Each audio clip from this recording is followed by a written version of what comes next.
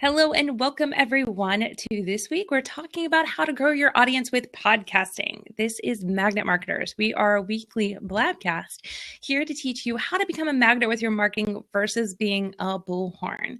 And I'm super excited to introduce myself and my co-host with me of Magnet Marketers. My name is Jessica Phillips with Now Marketing Group in the Relationship Marketing System. We help you grow repeat referral business by attracting your ideal audience. And my lovely co-host, Mike Gingrich of Digital Hill, a co-founder of TapSite and the nonprofit I Give Global, where he lives and breathes by the philosophy of always being uncommon and always adding value. Welcome, Mike. How are you? All right. I am doing well and thrilled to be here today with the podcast topic. It's exciting for me. Yes. I thought about this for you. I mean, we spent a lot of time recently, and a lot of people are talking about live streaming and, video. But honestly, when I'm in my car, no distracted driving, I am listening to podcasts, and most importantly, podcasts that interest me and my industry that I care about. And so it's still a huge part of marketing.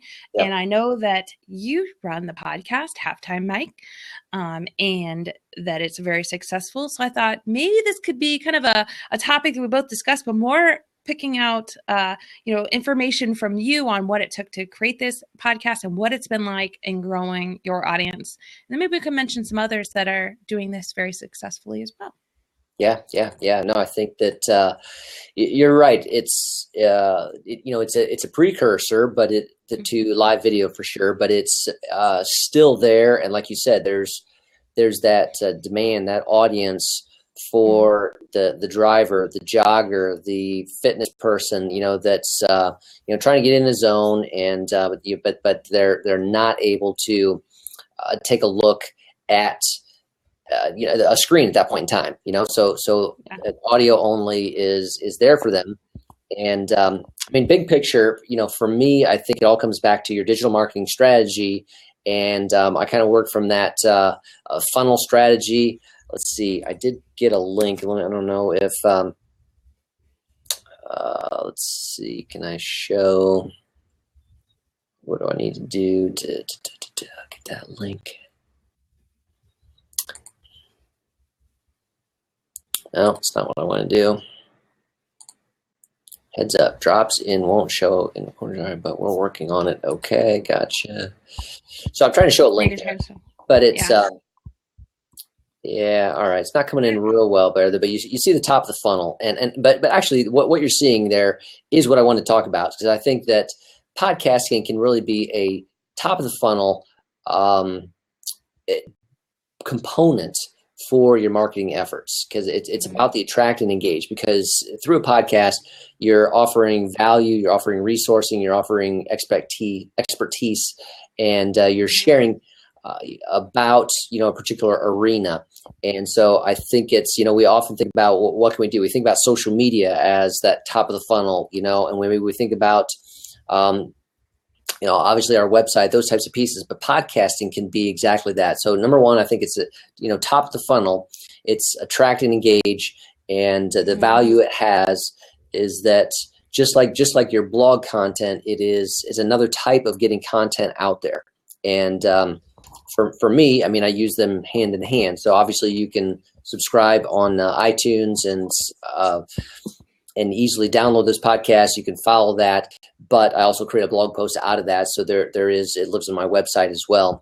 But hopefully, that's attracting an audience that has interest in that topic. And through that all, everything ultimately comes back to listening to it, accessing it on my getting to my website, and so therefore there's more information there, and it's a piece of getting to know me and who I am, and I think it can be used by a lot of businesses to help them demonstrate expertise and to provide a level of free resourcing content out there that helps them be seen, be heard, be understood for who they are, and shows a definite element through that listing to them of their the culture, the brand, who they are, that can be attractive. That's really good. So a little bit of an echo there.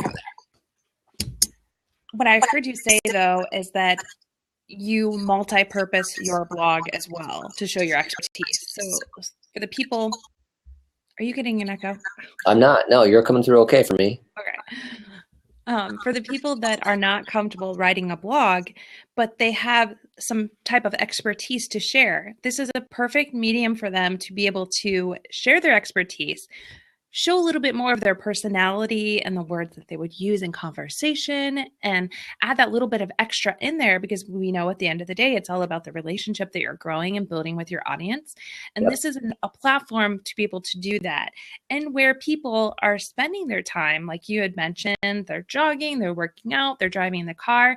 It's usually when they're listening to a podcast, it's usually uninterrupted time, or they don't have other things popping up on their screen while they're listening to a podcast, so it's more dedicated time where they have just this intimate moment with you listening to the podcast. Now, if you're working out, you may be thinking about some other things, or if you're driving, of course you're paying attention to the road, but it's still a great way of, bringing in, an audience. It's a more intimate setting. But then you have the opportunity to duplicate and multi-purpose your podcast in order to turn it into a blog or, some other piece of content on your website, and be able to multi-purpose this. So I'm going to go through kind of the who, what, why, though, if you don't mind. So why podcasting, besides creating that intimate audience for you and for so many businesses? I know you talked about, top of the funnel, but is there any other why that could be for them to do this, or why it helps grow that audience that we didn't touch on? I think you need to take a look at the purpose behind it. So from a, let's say that's an individual brand, a personal brand kind of thing, I think there's value in podcasting that can help you from, towards getting speaking gigs kind of thing, because it's another opportunity for an audience to hear you, to receive from you, to get to know you, and just through your audio means. So I think that's a key there. I think for a non-personal brand, but a product kind of related brand, I think that the opportunity to showcase expertise and talk about the industry, talk about the application of things. It's not necessarily talking about your product, but it's about what can be done with your product, what's happening in the industry with those things, I think is very valuable, because again, you need to know what your demographic is doing. Will they listen? Are they listening? Can you get that word out there? So are they?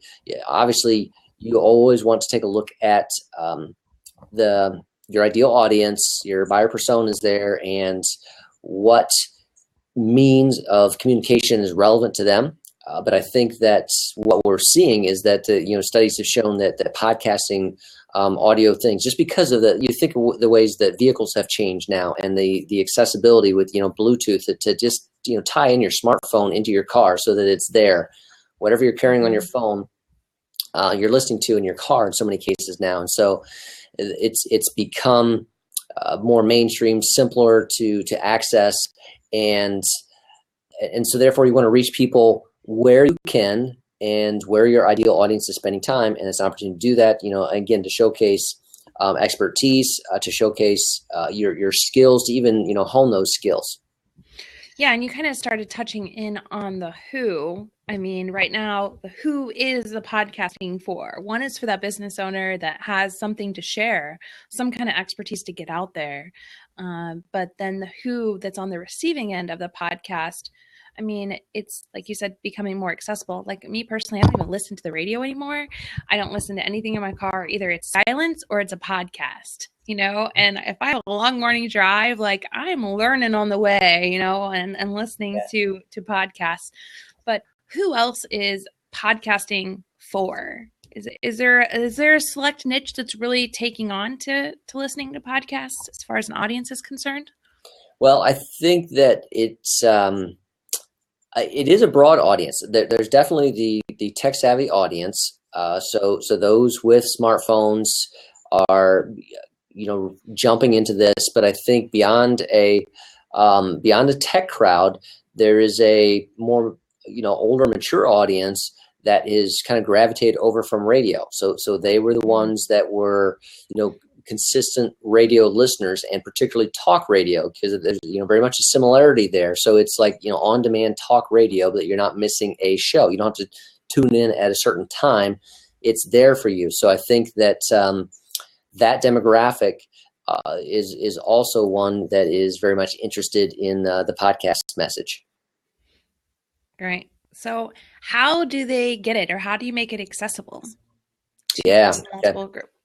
Yeah, I mean, I think that number one, you want to be in the biggest out there, and that is in iTunes. And so there's kind of like a one-time process that you need to go through to get your podcasts listed and approved into iTunes. And I don't have a link present for that. We can look one up there, but that there's a process there where you can submit. And now again, the other key to that is that there's a number of pieces of data, but what they're going to want is your podcast feed. So that means you need a podcast host. Okay. So just like your website is hosted online somewhere, you need to have your podcast live online somewhere. And so typically you want to look for a podcast host. I use Libsyn, Libsyn, and there's others, Podbean. There's multiple ones. That SoundCloud is another one. There's different pros and cons of each. Is there a reason why you chose one or over the other?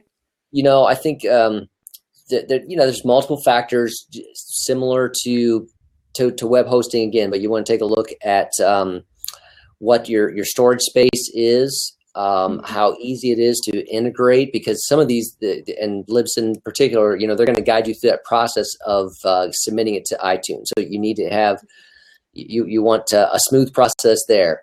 And I mean, I was brand new to it as well. So it was something I just had to learn on the go. And so I was looking for, okay, where can I host these, and what can help me prepare my feed, what I need. And also I was looking for what is something that I can convert easily and embed on my website that's going to be playable there. So again, web friendliness, ease of use to submit to iTunes. Now there's also, the Google Play Store for Android devices.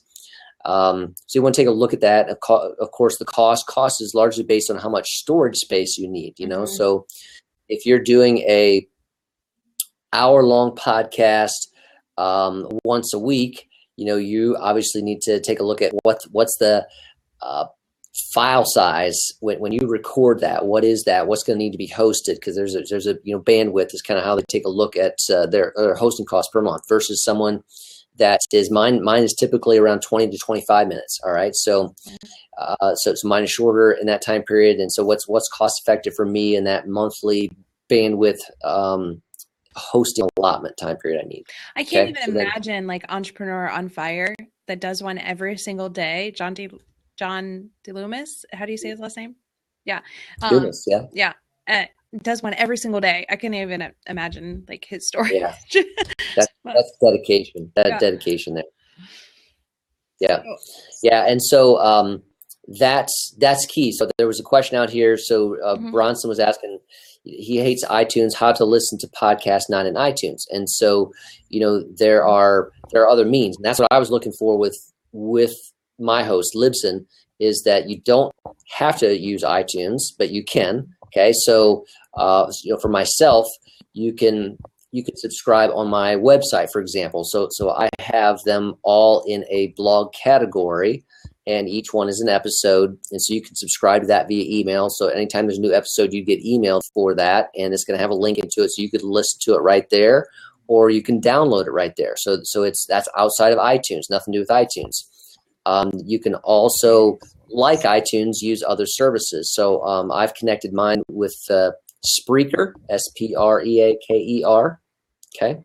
And that's another tool that you can do that. So there are multiple ways to do that. SoundCloud itself is another method that has a self-hosting, self-player within that. And therefore you can be outside of iTunes. Now, I just say, whether you like to use iTunes or not, personal preference. From a business podcasting standpoint, you want to at least have it listed there, just because it's a major place of simplicity for many people using it. So you want to take a look, like I've tried to say, what are some key places I can make this accessible to the masses?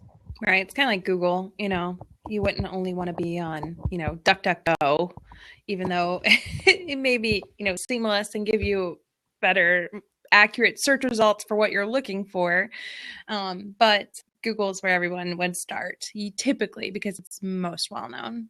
So Yeah. I have a question to ask you. How did you prepare before you got started? I mean, do you just recommend, if somebody's, we get it that it's helping nurture your audience, bringing them in through the top of the funnel, you want to get going, you need to register, host it on your website, choose a hosting platform like, the SoundCloud or whatever it may be. But then what did you do? Like, how many did you build out ahead of time before you got going, or what would you recommend? Yeah, I think that's something to think through, is your frequency. And and I was just kind of going through that, because you want to think through ahead of time what it's going to take from a time demand standpoint, because how are you going to produce these then? There's a little bit of work involved with that. And so the runway is there. And I've seen people that have if they're doing it on a weekly basis, that have created 3 months. They wouldn't even get started until they had 3 months worth all ready to go. Okay. Mm-hmm. So I work on a much shorter leash than that, so I'm basically trying to stay 2 episodes ahead kind of thing. And so I just need to have that kind of buffer that, allows me for some, interruptions, work-life balance. I might not get it recorded when I wanted to, so I need to have some time buffer in between to, still get that done. And you need to think about how you're going to do your production process. So how frequent, what your length is going to be, and then your production process. I mean, so recording it, and then there's details on microphones, those types of things, how you want to do that. But once it's recorded, are you going to need help in producing that? I'm pretty much do mine all myself. I'm pretty efficient in that process, and I don't do a lot of fancy stuff. I can do some quick cut editing, but I like to pretty much just go live, and then it's simply a front, precursor introduction piece, and a rear piece that I add on that winds my podcast down. That's all merged together. It's one piece. It's uploaded to Libsyn, and Libsyn's my host. Then I'm writing a blog post about it from that. So what are you going to need to do to have a complete production from start to finish? You need to think about that. And you want to get ahead a number, just because there will be things that come in. If you're going to interview people, you might need to work further ahead than that, just because of people's schedules and all of that. So, I've seen people that are trying to work 60 and 90 days ahead. Yeah, I've seen that as well. You make a good point with interviewing someone, because you may have your own audio set up, but they may not. So What would you recommend for those kinds of situations? I mean, you mentioned at the very beginning, like, choose your type of delivery. What's your message going to be? What's your general consensus that you're really trying to get out there? But that's a really good part of the second portion of it. How is your interview or podcast style going to be? Is it going to be interview? Is it going to be creative? Is it going to be what? And stick to that. And then the audio. Yeah, no, that is huge. So if you're going to interview someone, you have to be working ahead of time. I mean, basically there's a checklist that I'm going to work with them on. I'm going to say, okay, here's what I want. And, basically they're not going to be on a wireless internet connection. I want them to be wired, because it's bandwidth. So you need to have a good connection there. And I want them to have good audio. I don't want them to be outside on a windy and, that type of thing. When you talk about a microphone, what they're going to be using. And, again, I'm going to need to, if I'm doing an interview, I need to record this. And so what am I going to use? That's a tool for me. Now, I typically use Skype with call recorder for doing interviews that way. So it's a Skype conversation. And now, again, sometimes I will video those, sometimes I will not. So sometimes it's Skype video, sometimes it's not. If it's Skype video, I'm definitely needing them to be on wired connection, just because of the bandwidth issue there.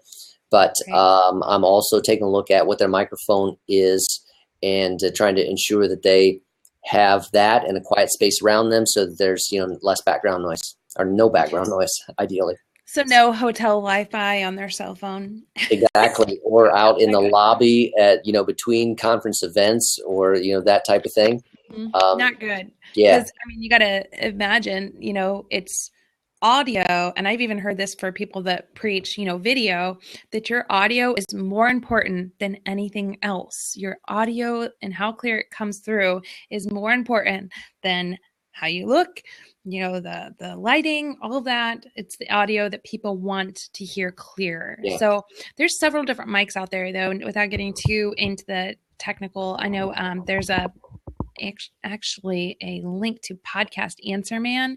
He has like a full kind of tech setup and walks you through kind of really getting started in launching a podcast. And I looked at his and then was recommended the Audio Technica, which I use here, and it just plugs in literally to the side of my computer, and then I can plug in a headset to the back of it. What do you use, Mike? Yep, I have a Samsung microphone, and basically, that's my primary microphone. I keep it pretty simple. I am also then using Audacity for my sound recorder, my Mac. And Right. Audacity is a open source tool, so there's not a lot of cost involved there, and it's pretty simple to learn. Other people say that as well. Yeah, if you're serious about getting started with a podcast, I cannot recommend Cliff Ravenscraft enough. I chose to do video podcasting before it was a thing, and then tried to, have 12 videos kind of lined up because I wanted it to be weekly and get started before I even got going. And then Blab was introduced and just made my life so much easier. So then I'm able to do it this way. But Podcast Answer Man was who I was going to and trying to find literally the answers to how to get started on that kind of thing. What's working for others?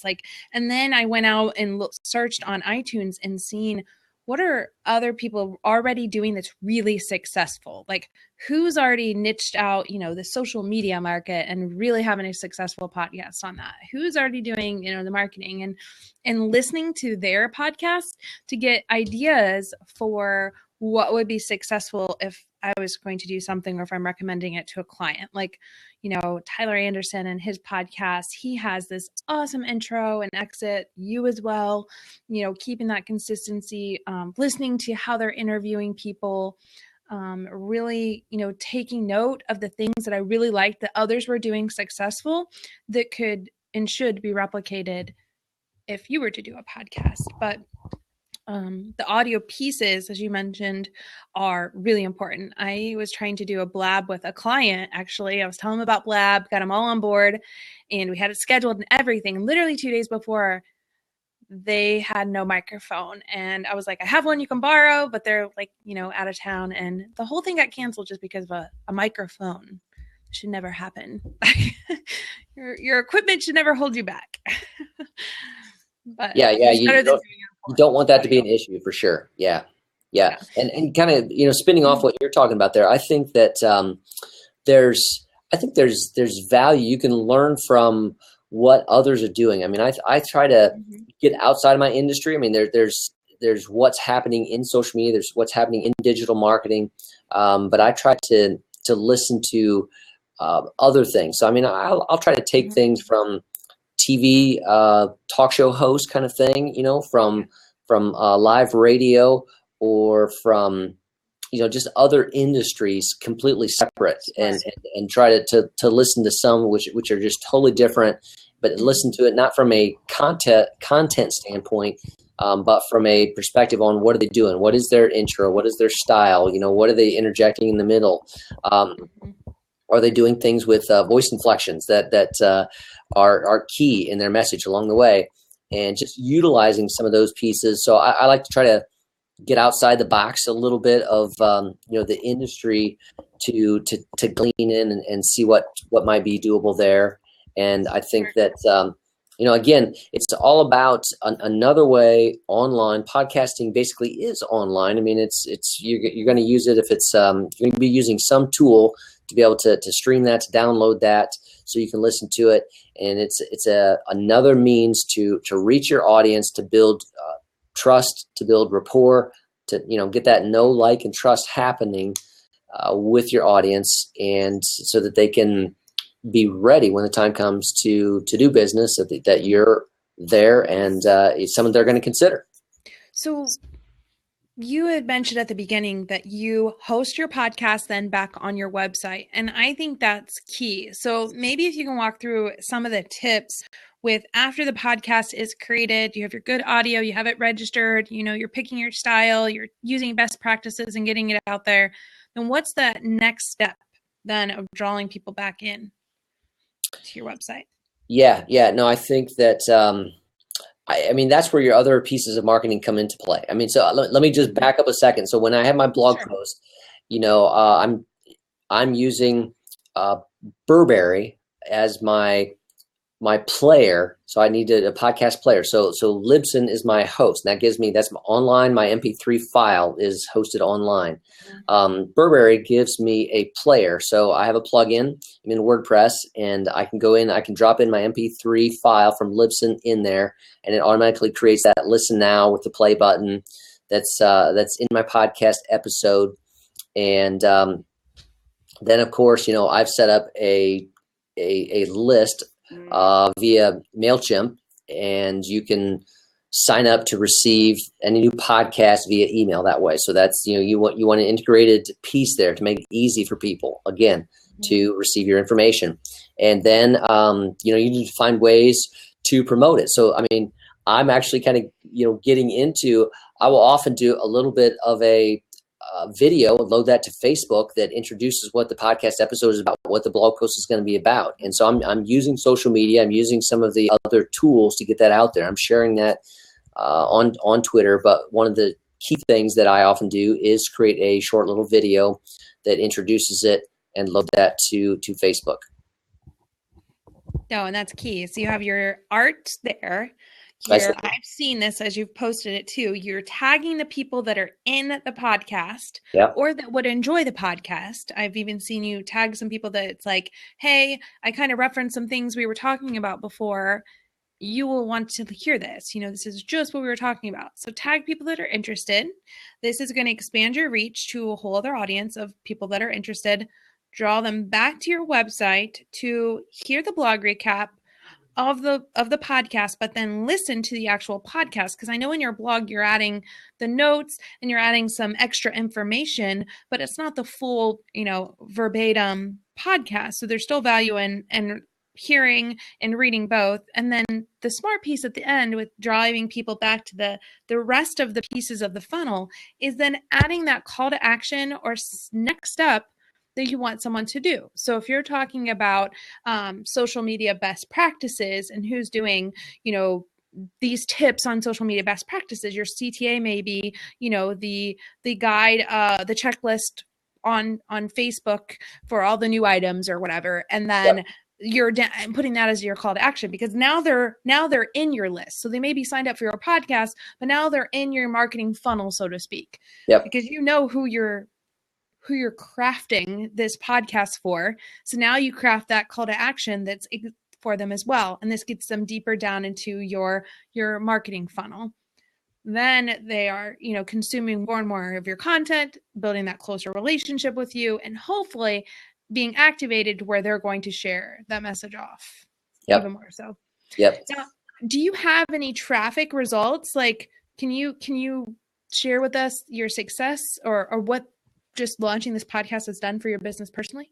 Yeah. No, I think that so a service like Libsyn, gives you statistics on downloads, and then of course you can see website traffic to those. But I've been doing it. What am I on now? I think actually this summer I'm going to hit year 3 of doing this podcast. So it's in July, and I'm looking at 18,000, almost 19,000 downloads over the course of that time. So that's the opportunity for me to, personally connect with someone, have them listen to me for, 20, 25 minutes in that time period. And what so for the month of March, there was 528 downloads, that type of thing. And I'm on track for that here. Again, April was about the same, and May is on pace with those type of things. So it's a unique type of audience. It's a more dedicated audience. I mean, you get a website visitor, you're grateful to have them. They're going to make a decision in the first 5 seconds whether they're going to stay. Can you get them to stay for 30 seconds? Can you get them to stay for a minute and a half? That type of thing. Where here you're really getting a dedicated audience, and if you can get them on a subscriber list, that's a pretty dedicated way of hearing you, to to know you, to build trust with you, that type of thing. So for me, it's just been a piece of growing the awareness of what our company can do for others, and because I do multiple things at the top end of the funnel. So the blogging, content marketing is a huge piece of that. So the podcast is a piece of that. Trying to be active on social media is a piece of that. I write a tech column for a newspaper in the print media, so that's a piece of that. It's all about getting that name out there, and having some level of demonstrating expertise, demonstrating value, and driving them back to the website to check that out, so that and again, having some type of soft lead capture option. And I've got a number of business opportunities, of definitely speaking opportunities, both in events and online webinar type things as well. So you said 518 downloads last month, or what was that number? 528, yeah. 528, and your podcast is 30 minutes long? 25 generally. 25? Okay. So you're averaging about 21 people that you're reaching per minute, if you look at it that way. I would say it's a pretty good use of your time, especially with social media the way it is, and every post that you're putting out. If you think of it that way, how many people you're reaching. So if you look at it from podcasting as for a work smarter, not harder aspect, you're reaching a lot of people, and this is evergreen stuff that you can keep around for a long time on your site. And that's equating to how many, so those are the people that downloaded it. Do you have any stats or know how many of those have turned into customers? You said you booked some speaking engagements. Of course, that's a customer, because that's what you're looking for. But right. Anyone else? I'm just looking at this from numbers. If you're saying like ROI, what's the ROI of your time investment of this? I would say, looking at that, that's a pretty good use of time and investment for marketing, because then if I can turn around and point to and it has helped establish some credibility. So there's kind of multiple pieces that go into that. Can I drive it down to say it was that podcast or that podcast episode? It's because there's a combination factor. They might have discovered you on social media, came to your website, listened to a podcast episode, and that collective piece together made them want to contact you. And so then we're doing a digital marketing campaign, and maybe that campaign is worth $1,500 a month for 10 months. Okay, so there's a piece that, and they say what, 5 touches, you typically on average 5 to 10 before someone's going to buy from you. So this is another way of making an impact, making a touch, and building that relationship. And then you're multi-purposing it. So not only are you just spending that 30 minutes time to do the podcast, it's actually, you're also doing a blog in there too. So you're dual purposing your time and reaching that audience, which is generating traffic. That is really cool. I would love to see, and this is 3 years old, I would love to see those, the results of the podcast that are number 1s and 2s, because they're doing these podcasts and they're generating thousands of people, to every episode. Right. And they're monetizing not from that podcast. You're not paying to listen to this podcast. So, they're monetizing in another way. I've seen some businesses do it where they're getting sponsors for their podcast time. I think that's a very unique podcast if you're going to take on a sponsor, because it does almost, I just look at if you're getting paid to do it, if you're trying to pitch another idea and it's kind of related to who's sponsoring it, your credibility is a little bit, not necessarily credibility, but if you're trying to prove something, it may be looked at in a different light than if you are getting sponsored maybe by an app or something that's in there, or making your revenue back on your website end because you are investing your time this way, you're drawing the traffic in, and then you're making your revenue back basically by earning customers. Yeah. So this is just a piece of your marketing. Yeah. And there's a lot of things that you can watch within a podcast. So, I can give stats on a, per episode basis. And so you can kind of begin to see some trends on, it's just kind of like your website content. What was the top topics that were attracting, people to that, so the main ones that were downloaded, did some of them take off? I've had some that just, boom, they just skyrocket, and they're, triple, quadruple the downloads of other ones. And so you got to pay attention to those types of things. Yeah, that I've seen a few of those too. I'm referencing Tyler's again, just because that's one I, do listen to. Tyler Anderson, Social Media Social Hour. His is a great podcast. But you had mentioned something else earlier too about being loyal. And that is the truth. I think, successful podcasters, consistency is key, because you do look forward. If you're listening to this podcast and you're enjoying it, I go back on that Tuesday or Wednesday when they tell me that next one's going to be there and I want it there. And the ones that are consistent, I am going and listening to and saving. I may not listen to it on that Tuesday or Wednesday, but I am queuing those up to listen to them when I have that hour drive, or that workout time, and more of the drive stuff going on. But, I'm listening to those. So the ones that have fallen off the map, though, those ones I do kind of lose relationship with. So I would say consistency is one of the most important aspects of it. Would you agree? Oh, absolutely. I mean, you cannot be random with this. And so that's important that you're going to, mine always come out on Thursday. So, that's a dedicated piece. People need to have an expectation of when it's going to come out, what the consistent basis is going to be, and you need to follow through on that. So you need to think that in, work that into what your plan is going to be. Exactly. Very smart. So, and anyone in the room have questions, or do you have a podcast favorite or tip? You're in podcasters first. I'm trying to turn all your files as I pop in the room, see if I see anything about podcasting on there. Yep. Okay. But, so what are any other tips? We mentioned consistency. Is there anything else that you would recommend? I know I've heard some people ask for reviews because reviews do something to kind of push you to the top of iTunes. Is this true? It does help, yes. Yeah. And so that's for those that you're trying to find ways to get more eyeballs, on your podcast, and within iTunes, the more reviews, that they can push you up higher, and that you can be seen more, and then there's more downloads, and so then the snowball effect happens there. So you want to take a look at that. I mean, there obviously you can use paid advertising to run ads for your podcast, those types of pieces in that.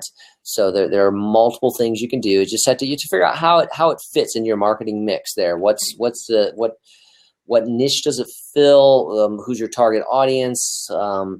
And then, is it a way that you can reach them, that you can build some credibility? Is that going to be helpful to you over time?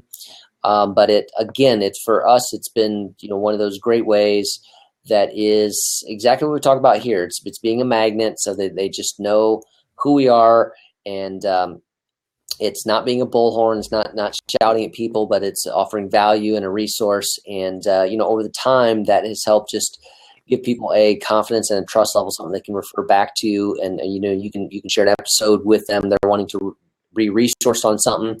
You can go back to, hey, here's the podcast, and here's the blog post related to that. And boom, you've given them a package to be educated on a certain area. Very cool. What's the best thing that's happened to you from launching your podcast, Susan? The best thing, I think that it was one of the keys in getting me my first international speaking gig, so to get me up to Social Media Camp in Victoria, British Columbia, so where I've spoken 2 years. And so that was key. It kind of got me over that credibility to get me out of the country for an industry speaking event. So that was thrilling for me. That was kind of one of my goals, And so now I'm trying to get out of the continent, because it was Canada, but now I've got to get out of the continent of and get across the pond for one of these speaking events. But that was a goal for me.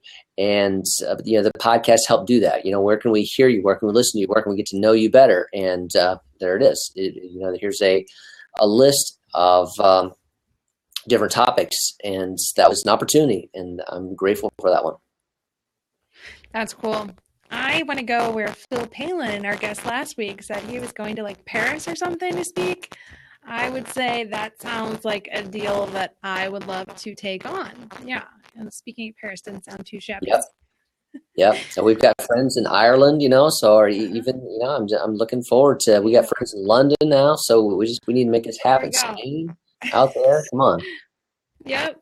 Let's just do a world social media tour. We need to do let's start small. Sure. European tour. Just start small. Okay. Let's just do a European tour. How about that? I am game for that. I say we do that right around the winter months here in Midwest Ohio and Indiana.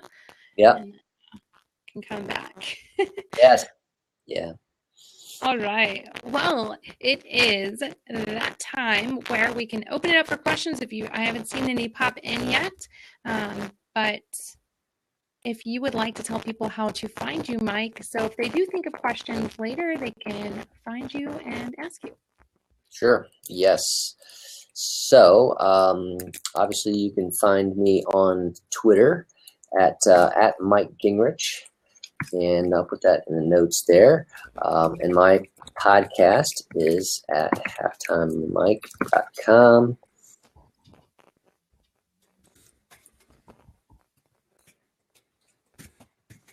Typing that in, there it is.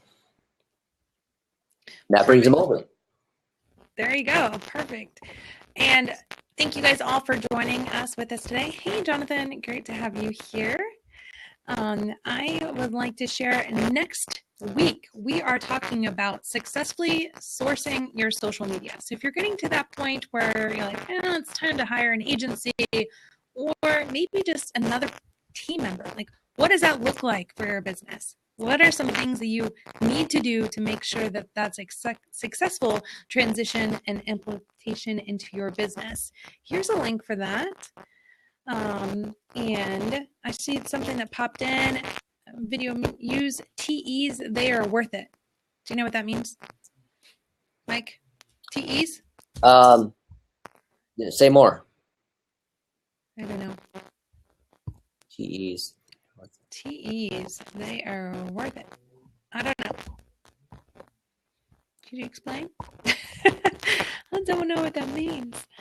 Okay. Well, and then I will put a little bit of information how to find me. You can find me on Twitter at Jessica Phillips. My name is spelled with a K, not a C, at Jessica Phillips. Definitely would love to stay connected with all of you and hope to have you back here next week on Magnet Marketers, Tuesdays at 4 p.m. Eastern Standard Time, right here on Blab. All right. Thank you, Mike, for your time. As always, lovely hanging out with you. And wonderful. Look forward to talking to you soon. All right. See ya. Bye, everyone. Yeah.